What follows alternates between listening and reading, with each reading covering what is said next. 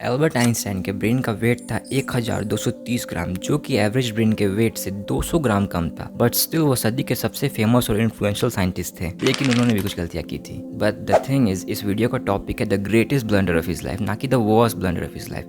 तो ऐसा क्यों? Well, you will find out. तो उस ब्लंडर का नाम था, सर थोड़ा नीचे आए, लैम्डा।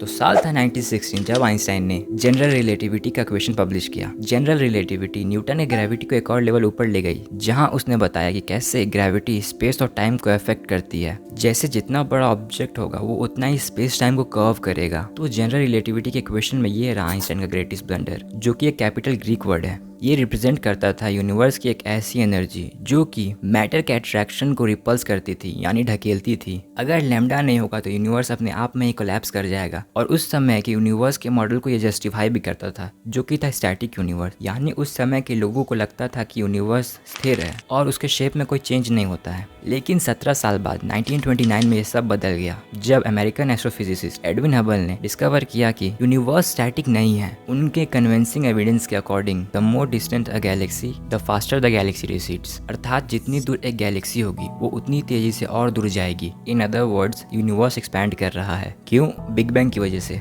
और Einstein, embarrassed by his cosmological constant, उन्होंने लैम्डा को अपनी सबसे बड़ी गलती कह दी by calling it the value of its zero. लेकिन कहानी यहाँ खत्म नहीं होती है। एज आई सेड, लैम्डा उनका ग्रेटेस्ट ब्लंडर था। 69 साल बाद, 69, 1998 में लैम्डा का यूज एक लास्ट टाइम किया गया। तो साल की शुरुआत में दो एस्ट्रोफिजिसिस्ट की टीम compete कर रही थी एक सुपरनोवा ऑब्जर्वेशन प्रोजेक्ट में।